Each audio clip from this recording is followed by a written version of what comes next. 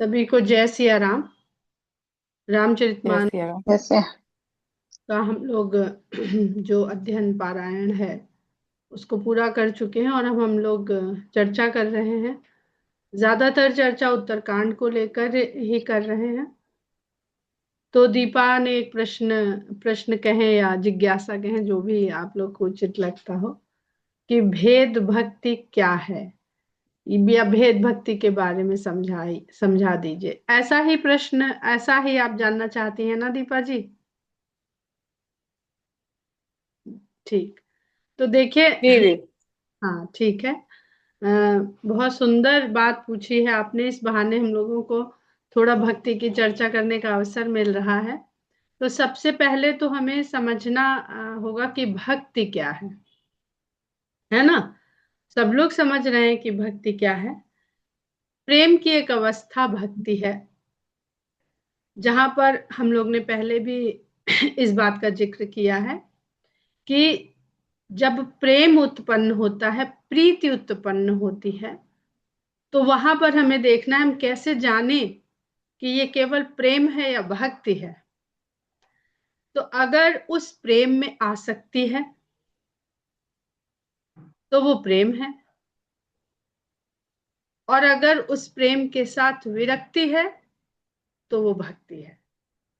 ये भक्ति योग की एक बहुत सीधी सी सिंपल सी परिभाषा है, भक्ति योग में दी गई है। लेकिन अब हम आसक्ति और विरक्ति से फिर भ्रम में पड़ जाते हैं। तो ये समझना होगा कि आसक्ति किससे और विरक्ति किस में। अगर ये आसक्ति प्रभु की ओर है तो फिर से ये भक्ति ही है। तो इसको अगर पहले एक स्टेप बाय स्टेप चलें, क्योंकि हम लोग सांसारिक जीव हैं, तो संसार में जब प्रेम उत्पन्न होता है और वो अपने साथ आसक्ति लाता है, बहुत सारे हम लोग इस तरह के गीत, गजल, कविताएं, प्रसंग, कहानियां बहुत सुनते हैं, जानते हैं।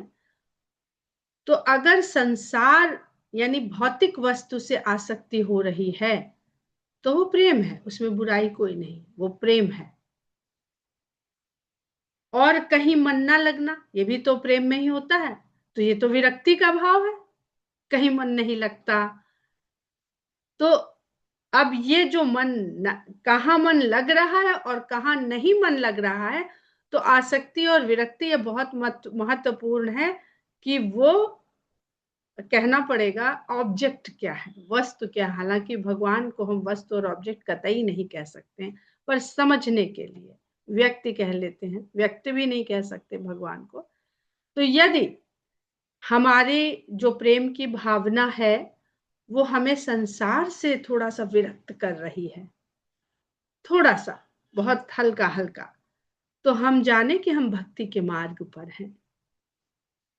और अगर हमारे प्रेम में अन्य चीजों की विरक्ति के साथ साथ भगवान की तरफ से भी मन नहीं लग रहा है, तो वो सांसारिक प्रेम है। सांसारिक प्रेम को कभी भक्ति नहीं कहा जाता। भक्ति केवल भगवान से होती है, और भक्ति करने वाला ही भक्त कहलाता है, बाकी सब प्रेमी है। प्रेम की ही एक अवस्था भक्ति है। तो ये तो समझ में आ गया कि भक्ति क्या है। यहां पर देखिएगा कि दो का ही खेल चल रहा है। अब जब हमने रामायण पढ़ी, रामचरितमानस को पढ़ा, तो वहां पर भेद भक्ति और अभेद भक्ति, दो प्रकार की भक्ति को पाया। तो भेद भक्ति और अभेद भक्ति को जो वेद में जिसे द्वैत और अद्वैत कहते हैं, भेद भक्ति यानी द्वैत, द्वैत बुद्धि होती है, भक्ति भेद। तो बुद्धि जब दो को देखती है वहां पर भेद भक्ति है, भेद कर रही है, भेद पैदा कर रही है। और बुद्धि जब अद्वैत को देखती है तो वो अभेद है। अब इसको हम अगर उदाहरण के द्वारा थोड़ा सा समझेंगे तो ये हमको ज्यादा सरल होगा। हमने कुछ उदाहरण इसके निकाले हैं। जो कोशिश करते हैं उनको यहाँ पर बात करने की। तो दो क्या है? सबसे पहले हम देखते हैं कि परमात्मा एक है ना? तो यहाँ तो दो की बात ही नहीं है। परमात्मा कहें या ब्रह्म कहें, जो भी कहें अपनी भाषा में, अपने शब्द में, अपने भाव में, तो हम कहते एक है। पर उस एक से पहले भी तो एक संख्या होती है जिसे हम शून्य कहते हैं। तो जो ब्रह्म है, जब वो कुछ भी नहीं है, और शून्य का मतलब क्या होता है? कुछ भी नहीं। तो वो अवस्था भी ब्रह्म की अवस्था है जिसको हम शून्य कहते हैं। शून्य की कल्पना हम नहीं कर सकते, कर ही नहीं सकते, क्योंकि वो हमारी बुद्धि समझ नहीं पाती है। अगर हम प्रकृति में शून्य को देखने की बात करते हैं तो शास्त्रों में उसको अंधकार कहते हैं। अंधकार, कुछ नहीं है। कुछ नहीं है यानी कुछ भी नहीं है। तो जब कुछ नहीं है तो क्या है? अंधकार है। तो उस अंधकार की जो अवस्था है, वहां पर बुद्धि तो कुछ काम करेगी ही नहीं। बुद्धि को थोड़ा तो प्रकाश चाहिए। तो जैसे ही प्रकाश उत्पन्न होता है तो दो हो जाते हैं।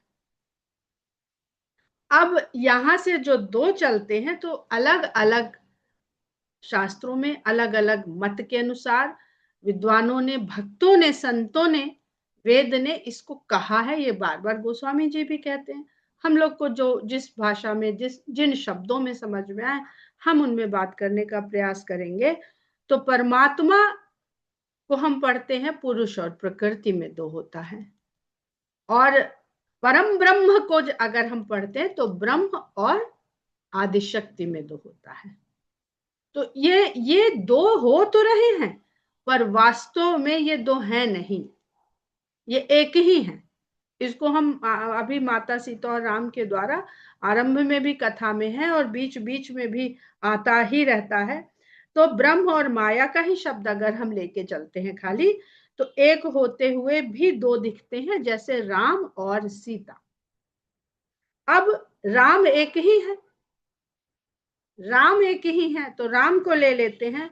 तो राम, राम ही परम ब्रह्म है और राम ही दशरथ पुत्र है। हम वहां तक भी जाएंगे कि ये किसी को दशरथ पुत्र ही क्यों दिखते हैं और किसी को परम ब्रह्म क्यों दिखते हैं, वहां तक जाने का प्रयास करेंगे। तो जो ये दो की बात हम लोग कर रहे हैं, तो जैसे ही हम ये जानते हैं कि जो दशरथ नंदन है वही परम ब्रह्म है, तो जब परम ब्रह्म है तब वो आदि शक्ति है। अब आदि शक्ति और ब्रह्म को अलग करके कल्पना नहीं की जा सकती है। जैसे अग्नि और उसकी दाहिका शक्ति, वो दो कहने में दो हैं एक। गिरा अरथ जल बीच सम, कहियत भिन्न न भिन्न। कहने में, जैसे ही हम कहने पर आते हैं, हम दो के अधीन हो जाते हैं।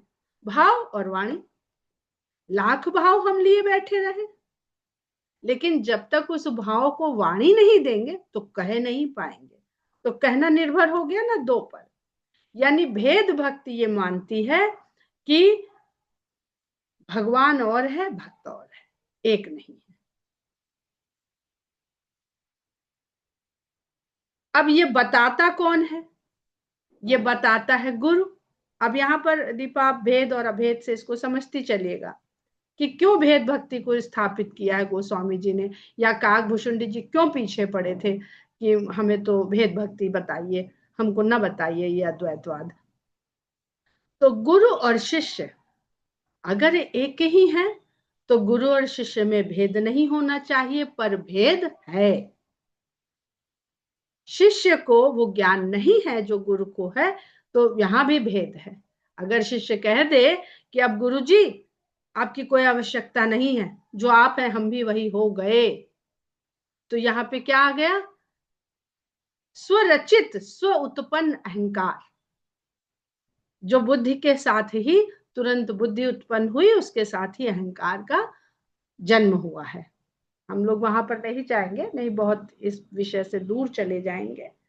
तो अगर गुरु और शिष्य में भेद है तो फिर भगवान और भक्त में तो भेद होना ही होना है। भगवान तो गुरु से भी एक ऊपर है, जिसके बारे में गुरु बता रहा है। तो ये भेद भक्ति है। अब इसको हम लोग और भी शब्दों में कहते हैं गोस्वामी जी। तो अब हमने गुरु शिष्य को समझ लिया, भगवान भक्त को समझ लिया। उत्तरकांड में क्या, किस रूप में कहा गया? ब्रह्म और जीव। पूरा उत्तरकांड जब जहां से ये चर्चा शुरू हुई है भक्ति की, वहां पर यही सब आया है। तो इसका अर्थ हमको ये समझ में आता है कि हाँ, ब्रह्म कुछ और है, जीव कुछ और है, दोनों एक नहीं है। इसके लिए पूरा प्रसंग है, गोस्वामी जी ने लिखा है। तो ये दो ही है। तो दो की मान्यता को स्वीकार करना भेद बुद्धि है, भेद भक्ति है। ब्रह्म और जीव दो हैं। अब एक जगह और गोस्वामी जी लिखते हैं कि साकार और निराकार, ये दिखते दो हैं, ये एक है। तो ये हमें बुद्धि बताएगी कि कहां पर दो दिख रहा है लेकिन एक है, और कहां पर दो दिख रहा है और दो ही है। ठीक है ना? साकार निराकार बालकांड में खूब चौपाई है, सगुण निर्गुण के रूप में। और ये दिखने कहने में दो हैं लेकिन हैं एक ही।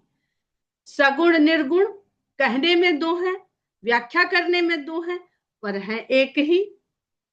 लेकिन इसके बाद जब हम उत्तरकांड में आते हैं तो जड़ और चेतन, ये कहने में भी दो हैं और हैं भी दो। ठीक है? अब राम साकार तो हैं, जो दशरथ नंदन राम है, साकार तो हैं, सगुण भी हैं, लेकिन उनमें जड़ता नहीं है। वो चैतन्य स्वरूप है, चिदानंद स्वरूप है, सच्चिदानंद घन स्वरूप है। उनमें जड़ता का समावेश है नहीं, क्योंकि जो जड़ता है वो पृथक होकर कहीं पृथक है, उसको वो चैतन्य करते हैं। चैतन्यता जड़ को चैतन्य स्वरूप प्रदान करती है, जड़ता चैतन्य को जड़ स्वरूप नहीं प्रदान करती है। राम के संदर्भ में हमारे भीतर तो जो मटेरियल है वो दोनों मटेरियल प्रभावी है, लेकिन राम के संदर्भ में ऐसा नहीं है। इसलिए गोस्वामी जी इस बात को बड़े बड़े गूढ़ शब्दों में, बड़े मर्म भरे शब्दों में, चौपाइयों में जगह जगह इस बात को कहते हैं।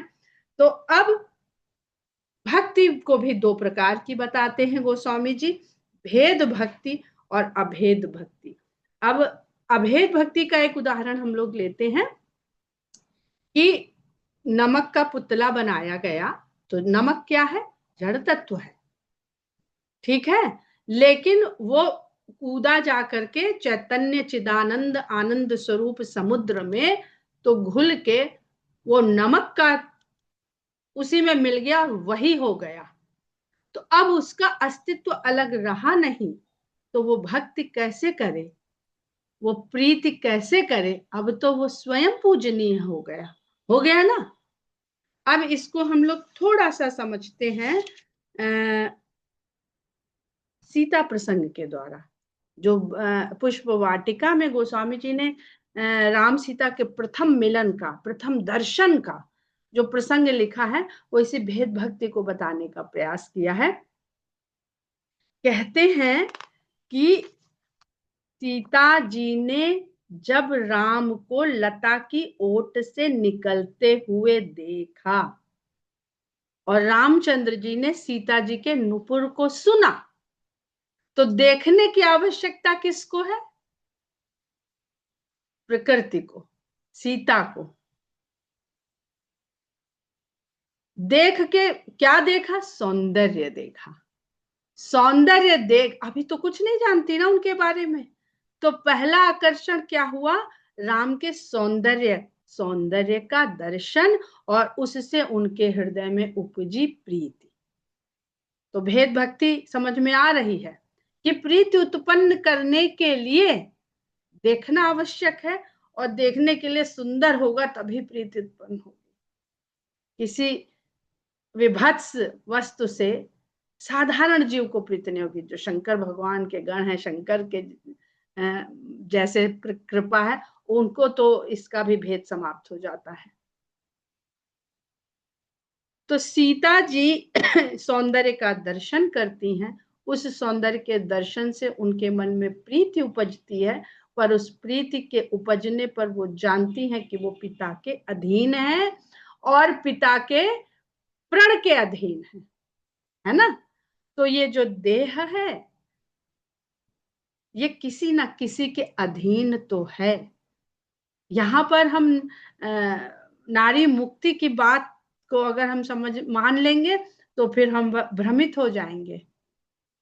ये देह अधीन ही है, अपने अपने जो अधीन हो गई तो भी तो अधीन ही हो गई। अपने अधीन में क्या है, अपने मन के अधीन है, और मन की तो दुनिया बड़ी निराली है।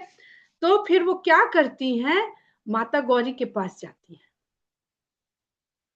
माता गौरी के पास जाती है, देखिए सब जा रहे हैं शंकर भगवान के पास, सीता माता जाती है माँ गौरी के पास, क्योंकि जब माँ गौरी के मन में शंकर के लिए प्रीति उत्पन्न हुई तो उन्होंने शंकर को प्राप्त किया। तो किससे क्या प्राप्त हो सकता है ये जानना बहुत आवश्यक है, कि वही तो तरीका बताएगा जिसने प्रेम मार्ग से अपने इष्ट को प्राप्त कर रखा है। वहां जाती हैं और ये तो नहीं कहती हैं कि मुझे ये जो व्यक्ति दिखा है इसे वर के रूप में प्रदान करिए, पढ़िएगा, अपने योग्य वर की कामना करती हैं। कहती ही नहीं वो, मोर मनोरथ जानहु नीके, बसहु सदा उरपुर सबही के, यही चौपाई है। तो ये जो मांगना है ये सकाम और निष्काम का बहुत सुंदर मिला जुला मनोरथ है। ये सकाम भी और निष्काम भी है। सकाम पूरी तरह से सकाम तब होता जब वो कह देती कि भाई हे माता, हमें तो यही युवक इसी को वर के रूप में प्रदान करिए। उन्होंने ऐसा कहा ही नहीं, और गौरी माता ने कहा, मन जा ही राचे हूँ मिल ही सोबर, सहज सुंदर सावर, करुणा निधान सुजानशील स्नेह जानत रावर। तो ये यही भेद भक्ति। अब अगर राम को देख, सीता जब तक ब्रह्म के भीतर समाई हुई हैं तो वो कैसे प्रेम करेंगी उस ब्रह्म से, जब वो कितनी अलग हैं। वो अयोध्या में जन्मे हैं, वो मिथिला में जन्मी, वहां से तो हम लोग तो, अगर हम लोग चार प्रकार की भक्ति के द्वारा जो मुक्तियां हैं चार प्रकार की है ना, अगर हम सालोक्य, सामीप्य, सायुज्य, सारूप्य, अगर यही है तो फिर तो कोई मुश्किल ही नहीं है। लेकिन हम जीवों के साथ मुश्किल ये है कि भगवान हमारे किसी और नगर में हैं और हम लोग किसी और नगर में हैं। और नगर, सीता का नगर कौन सा है, विदेह नगरी है। देह धारण करके भी विदेह नगरी में है, यानी जो उनका सोच है ना, जिसको हम लोग कहते हैं मनोविज्ञान, वो विदेह है। वो देह पर आसक्ति नहीं है, देह को सब कुछ नहीं जानती और मानती है। वो पिता के संस्कार हैं, विदेह राज के संस्कार हैं उनके भीतर। तो वहां पर जाकर के वो जब इस तरह की अपना मनोरथ और मनोकामना में बड़ा सुंदर, बड़ा मीठा सा अंतर है। मनोकामना बुरी नहीं होती, पर मनोकामना क्या होती है, मन की कामना है। और वो कामना, कामी ही नारी प्यारी जिमी, अभी अभी पढ़ा ना, तो वो कामना को ही बना दो ना, कि हमारी मनोकामना भगवान को ही पाने की हो जाए। लेकिन भगवान को पाने की होए कैसे, मन तो बड़ा चंचल है सबका, हम सबका। बैठते हैं तो क्या, जितनी देर, 5 मिनट 10 मिनट, जितनी देर अपने अपने एकांत में बैठते हैं, तो मन में क्या यही व्यग्रता, यही विरह, यही विछो, यही द्वेग, जैसे काकभूषुंडी जी को था कि चैन नहीं पड़ रही है भगवान के दर्शन, चरण दर्शन करने, नहीं, मन में तो और सब चल रहा होता है ना। बढ़िया है, चल रहा है, कोई बुराई नहीं है, क्योंकि जो चल रहा है मन में वो हमको सुख दे रहा है कि दुख दे रहा है। अगर दुख दे रहा है मन की चंचलता तो हम बेचैन हो जाएंगे, हम मारे मारे फिरेंगे। और सुख दे रहा है तभी तो हम लोग मगन हैं। एक बार भी मन में आता है मन बड़ा चंचल है तो बेचैन हो जाए, नहीं, तो भगवान हमारे मन को स्थिर कर देंगे। पर हम मन की उस चंचलता में मगन हैं, मस्त हैं, इसलिए वो हम उस मन की चंचलता से छुटकारा पाना नहीं चाहते हैं, और मन ही सुख और दुख का हमको अनुभव कराता है। संसार और मन, ये दोनों का जो संबंध है, यही संबंध सुख और दुख का है। तो मन दुखी है, मन सुखी है, कि संसार सुख देने वाला है या दुख देने वाला है, इस पे विचार करिए। ये सब दो की बात कर रहे हैं, क्योंकि हम लोग भेद भक्ति में चलेंगे ना, भेद भक्ति की बात कर रहे हैं, तो भेद भक्ति में रोड़े बहुत हैं। ऐसा थोड़ी है कि कह दिया और पढ़ लिया और रट लिया कि हाँ भाई भक्ति बड़ी सरल है। वो दीपक का जो प्रसंग पढ़ा उससे तो पता चला कि ज्ञान का मार्ग तो बड़ा कठिन है, निर्गुण तक जाना तो बड़ा कठिन है, ये सरल है, इसको पकड़ लेते हैं। तो पकड़ लेते हैं तो इसमें कम रोड़े हैं क्या? इसमें भी बहुत रोड़े हैं। तो संसार हमको सुख दे रहा है कि दुख दे रहा है? तो अगर हम संसार को अपना मान रहे हैं तो वो दुख देगा।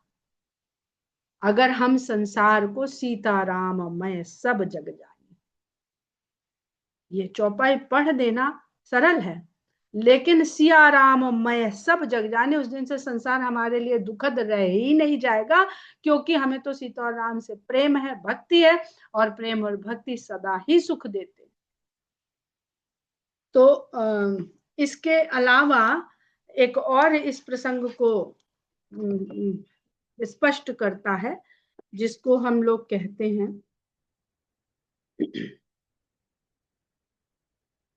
पहले भी हम लोगों ने इसको पढ़ा है, जिस ब्रह्म की हम लोग बात करते हैं, और ब्रह्म से ही हम लोग राम को चुन के अपना आराध्य मान के बैठा लेते हैं, चाहे मन में, चाहे नाम से, चाहे अपने मंदिर में विग्रह के रूप में, ठीक है ना, चित्र विग्रह जो भी है, वो चिदाकाश से परम ब्रह्म है।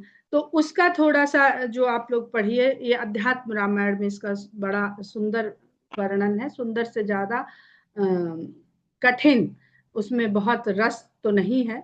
तो महाकाश है, जो अभी हम लोगों ने शून्य की बात करी, अंधकार की बात करी, हम लोग आंख बंद करते यही चिदाकाश है।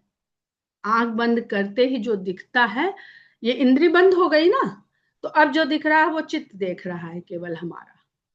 तो चित्त तो जब भी देखते हैं तो चित्त तो अंधकार ही देखता है, जब कुछ नहीं है तो क्या है, अंधकार है। तो हम अभी इसी को मान के चलेंगे ना, हम ही तो साधन है, हमारे हमारी इंद्रियां, हमारी देह ही तो साधन है। तो हम जो देख रहे हैं वो मानेंगे, जो पढ़ रहे हैं वो जब तक अनुभव नहीं होगा उसको हम कैसे मान लेंगे? तो महाकाश जो सर्वत्र व्याप्त है, और उस महाकाश का ही को ही चिदाकाश कहा जाता है। चिदाकाश ही, महाकाश यदि ब्रह्म है, तो जो चैतन्य स्वरूप ब्रह्म, ब्रह्म के जो चैतन्य स्वरूपता है वो चिदाकाश है। और वो चिदाकाश को हम लोग कहीं नहीं देख पाते हैं, जहां तक भी देखते हैं वो भी तब देख पाते हैं जब सूर्योदय हो जाता है। तो पहली चीज तो ये जानिए कि उस चिदाकाश को, उस महाकाश को देखने के लिए, हम अपने सापेक्ष बात कर रहे हैं अभी, हम लोग जीव के सापेक्ष, उसको देखने के लिए भी हम निर्भर है, अधीन है सूर्य के। और सूर्य गया तो अंधेरा हुआ, पर सूर्य जहां गया वहां प्रकाश हो गया। तो अंधकार और सूर्य का आपस में कोई रिश्ता नहीं है। सूर्य चला जाता है तो अंधकार होता है, सूर्यास्त जिसे हम कहते हैं। तो इसको हम लोग जो देखते हैं, जला विच्छिन्न आकाश कहते हैं। और जला विच्छिन्न आकाश वो है जो हम लोग जल में प्रतिबिंब देखते हैं। इसको समझने का प्रयास करिएगा, हो सकता है हम समझा भी ना पाए बहुत अच्छी तरीके से। तो वो आकाश एक तो हमने ऐसे देख लिया, एक हमने नीचे किया तो हमने देखा जलाशय में सिमटा हुआ आकाश। अब ये मानसरोवर और जलाशय, इसको आप लोग जोड़ के समझने का प्रयास करिएगा। जो जलाशय में सिमटा है, और एक आकाश वो है जो बुद्धि में व्याप्त है, उसको कहते हैं बुद्धियाविच्छिन्न आकाश। जिसको बुद्धि केवल देखती है। अब इसके जो प्रतिबिंब बनते हैं जिसको कहते हैं प्रतिबिंबा आकाश, तो जो जलाच्छिन्न आकाश है वो वही आकाश है जो जल में प्रतिबिंबित हो रहा है। ठीक है ना, कोई नया आकाश तो नहीं आ गया। हमने उसको जल में देखा तो वही आकाश हमें जलावच्छिन्न आकाश के समझ में आता है, दिखता है और करीब दिखता है। और वही जब आकाश बुद्धि में प्रतिबिंबित होता है तो उसको आभास चेतन आकाश कहते हैं, वो आभास होता है। अब इसको देखने हम, जल क्या है ये भी समझिएगा। जल दर्पण ही है। गोस्वामी जी ने जल के दर्पण रूप में प्रसंग, नारद के प्रसंग में उसका वर्णन कर दिया है कि जाकर के उन्होंने जल में अपने मुख की छवि को देखा और फिर क्या क्या हुआ वो सब जानते हैं। तो बुद्धि में देखेंगे तो भ्रम पड़ेगा, इसलिए गोस्वामी जी लिखते हैं निज मन मुकुर सुधारी, मन रूपी आकाश को सुधारिए। तो मन रूपी आकाश को तो पहले तो हम अगर अपना चेहरा साफ देखना चाहते हैं और बहुत दिन के बाद अपना कमरा खोलते हैं, ड्रेसिंग टेबल खोलते हैं, तो उस पर बहुत धूल की परतें होती हैं। तो पहला काम हम क्या करते हैं, उसको चमका साफ करते हैं। सफाई सब जानते हैं कितनी मुश्किल पड़ती है, पहले तो सफाई के ही निशान पड़ जाते हैं उस पे, फिर उसको साफ करते हैं। तो जो मन रूपी दर्पण है उसको पहले तो स्वच्छ करिए, क्योंकि ऐसे आप सुधारेंगे उस पे धूलों की परतें जमी है तो चाहे जिस डायरेक्शन में घुमा लीजिए दिखना कुछ है नहीं। तो पहले स्वच्छ करिए और फिर सुधारिए, यानी डायरेक्शन सही करिए। जब डायरेक्शन सही करेंगे तब इस मन में मान सरोवर, जो जलाशय, वो मान सरोवर रूपी आकाश इसमें प्रतिबिंबित होगा। हम लोग प्रतिबिंब ही है, जो परम सत्य है उसका प्रतिबिंब है ये संसार। तो प्रतिबिंब से ही हम देख सकते हैं, इसलिए भेद भक्ति ही हमें बता सकती है। मान सरोवर को तब दिखेगा जब हम इसको सही दिशा में लगाएंगे। तो ये इसको कहते हैं प्रतिबिंबा आकाश, जो हम अपने मन रूपी दर्पण में देखते हैं। और एक जगह हमने कहीं बहुत पहले कुछ और भी इसके बारे, हाँ, तो आकाश कितने प्रकार से हम देख सकते हैं। आकाश को ब्रह्म ही मान के चलिएगा, क्योंकि हम लोग महाकाश चिदाकाश परम ब्रह्म इसकी बात करते हुए यहाँ तक आए, और ये सब भेद भक्ति ही है, क्योंकि दो हैं यहाँ पर, दो जने हैं। जहां दो नहीं है, एक है वो अभेद, अद्वैतवाद है और अभेद भक्ति है, वो किसी ने नहीं मांगी। दशरथ, भरत, हनुमान, सीता सब भेद भक्ति कर रहे हैं। सरोवर में आकाश देखते हैं तो केवल प्रतिबिंब दिखता है, और सरोवर की जितनी सीमा है उतना ही आकाश देख पाएंगे। सरोवर यानी दर्पण के रूप में है वो, वहां पर दिखता है। तो क्या उसकी अनंतता चली गई? क्या हम ये कह देंगे, किसी बच्चे को समझाएंगे, देख रहे हो इतना बड़ा शीशा, इतना ही बड़ा आकाश है, हम उसे समझाएंगे नहीं बेटा ये दिख इतना रहा है पर यह है बहुत बड़ा। तो हम भी तो इसको माने कि दिख तो ये दशरथ नंदन रहा है, दिख तो ये अयोध्या का राजा रहा है, पर यह है बहुत बड़ा। पर उपदेश कुशल बहुतेरे, दूसरे को समझाना सरल है, अपने को समझाना सबसे कठिन है। हमारी बुद्धि भ्रम पैदा कर रही है, ये इतना ही है। तो ये यहाँ बुद्धि का रोल आ गया कि बुद्धि ने अगर ये बता दिया ये इतना ही है तो हमारा मन सब उसको मान लेगा, क्योंकि वो आकाश की ओर देखी ही नहीं है कभी। वो केवल इसी में आकाश देख रही है, जलाशय में। केवल उसको ये पता है जिसने आंख उठाकर एक बार आकाश को भी देखा है, केवल वो ये जानता है नहीं इतना ही नहीं है। लेकिन जिसने कभी आंख उठाई ही नहीं है, ऐसे ही चला है, वो देखेगा अच्छा ये आकाश है, ये इतना बड़ा है। स्पष्ट हो रही होगी बात।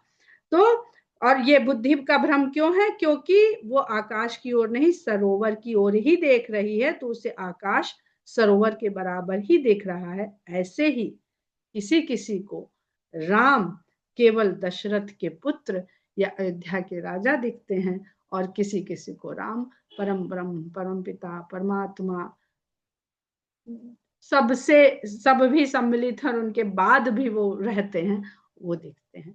तो ये भेद बुद्धि है। हम भेद बुद्धि के द्वारा ही देख सकते हैं, जान सकते हैं, समझ सकते हैं। हम ग्रंथ पढ़ रहे हैं, ये भी भेद भक्ति है। हम समझ रहे हैं, ये भी भेद भक्ति है। क्योंकि अगर हम वही स्वयं हो गए तो हमें कुछ जानने समझने की कोई आवश्यकता नहीं है। राम को समझने की आवश्यकता थोड़ी है। राम के साथ जितने लोग हैं वो समझते भी नहीं, वो मानते हैं, और मानते हैं तो फिर धीरे धीरे धीरे सोई जान ही जही देहु जनाई। तो ये दीपा का जो प्रश्न था, जिज्ञासा थी, आशा है कि कुछ स्पष्ट हुआ होगा। ये हुआ है, बहुत स्पष्ट हुआ है, बहुत समझ में आया नहीं, लेकिन बहुत गंभीर भी है। हाँ, तो इसलिए तो हाँ कहते हैं कि जानने के चक्कर में न पड़िए, मानिए, वो जी ज्यादा सरल है। मानने लगेंगे तो धीरे धीरे धीरे धीरे आप जान जाएंगे। एक चीज जी पूछ जैसे ले कि आपसे। दीदी, ये आप दीदी पूछिए। ये हम बस एक चौपाई चीज थी इसलिए जैसे। एक लोग बोलिए, सुनाई नहीं दे रहा। जी स्मिता जी। हम बस हम एक चीज बस इसलिए अभी पूछने लगे जी उनके प्रश्न में, क्योंकि कल यही चीज हमने पढ़ी है अध्यात्म रामायण में, तो कुछ कुछ आया। तो एक चीज जो अभी आपने जलाविच्छिन्न बता दिया आपने, और महाकाश बता दिया, ये जो आभास वाली चीज है, आभासी चैतन्य, जरा सा और क्लियर कर दीजिए, क्योंकि पता नहीं हमने क्या समझा है, थोड़ा और क्लियर हो जाएगा ना, अगर हो जाए। कल बताएंगे, आज समय नहीं है, और इसमें ठीक। हमने इतनी मगजमारी करी है जिस हाँ, समय नहीं नहीं, एग्रीड रामायण पढ़ रहे एग्रीड। थे। नहीं ठीक है, हम भी तब तक तो फिर से पढ़ के कोशिश करेंगे और फिर आप जी बताइएगा। जी ठीक। जी जी। नो। तो अपनी बेटी से, दो तीन जिनसे हमारी चर्चा होती थी, सबसे हमने इसको डिस्कस किया, थोड़ा बहुत समझ में आता है। तो कल इस बिल्कुल। पर हम लोग कल इस पे बातचीत करते हैं। विनीता जी, एक चीज ये